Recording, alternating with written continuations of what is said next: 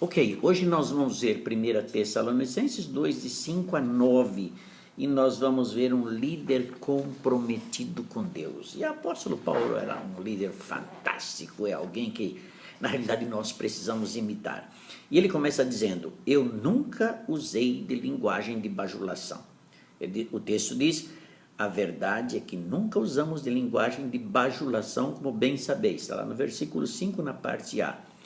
Existe a diferença entre bajulação para o incentivo, apreciação, reconhecimento e honra. Há pessoas no corpo de Cristo que nós não bajulamos, mas louvamos a Deus por aquelas vidas fantásticas. O bajular sempre engana e é falso. Líder não tem que bajular ninguém, tem que incentivar, apreciar o seu trabalho. Na parte B do versículo 5, ele nunca trabalhou com o intuito de ganância. Ele diz assim: nem com intuitos gananciosos, Deus disso é testemunha. Esse é um perigo que o líder corre, ganancioso por dinheiro, por posições, por projeções, e às vezes os maiores escândalos que vemos dos líderes é por aquela ganância de dinheiro. E hoje, infelizmente, pastor é visto como alguém que quer ganhar dinheiro das pessoas. O apóstolo Paulo, ele deixa muito claro: eu nunca vivi com ganância, eu vivi para aquilo que Deus me chamou e sabia viver em qualquer situação. No versículo 6 ele diz: eu nunca busquei a glória dos homens. Esse aqui é perigoso também.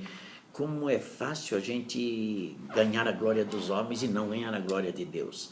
Hoje em dia, ganhar a glória dos homens é você afrouxar os princípios bíblicos e fazer com que os homens, com os seus pecados não confessados, não perdoados e sem o mínimo interesse de uma vida de santificação, querer que nós preguemos uma mensagem adequada ao seu estado de pecado.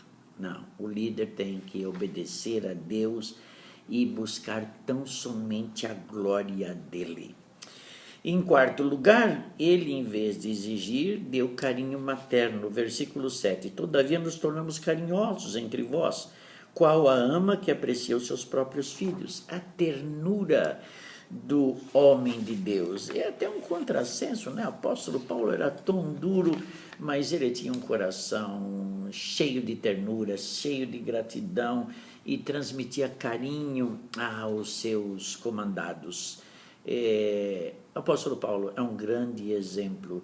Firmeza, mas com a convicção, sem perder a ternura, o amor pelas suas ovelhas. Em quinto lugar, ele foi tão leal que, se precisasse, daria a própria vida. Versículo 8. Assim, querendo-vos muito, estávamos prontos a oferecer-vos não somente o evangelho de Deus, mas igualmente a própria vida. E por isso que vos tornamos muito amados de vós. Uau, que coisa, não? O líder daria até a própria vida pelos seus comandados, por amor a Deus. Muito interessante isso, né?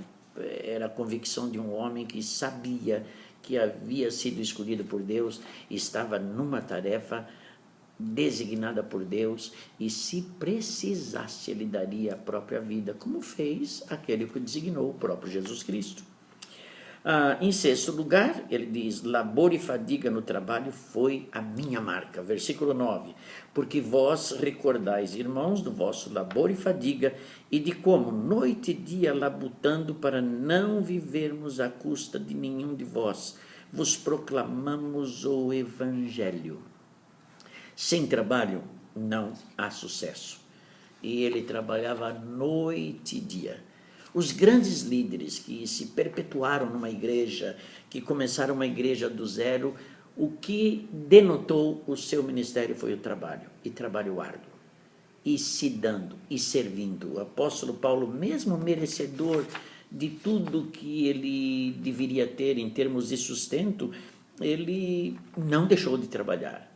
E a marca da vida dele foi labor, fadiga. Aqui um grande exemplo que nós encontramos de um líder de Deus. Que Deus abençoe você e que você, dentro do âmbito que você vive, no ministério da sua igreja, que você tenha essas marcas do apóstolo Paulo. para que acima de tudo glorifiquemos tão somente o nosso Deus. Deus abençoe você.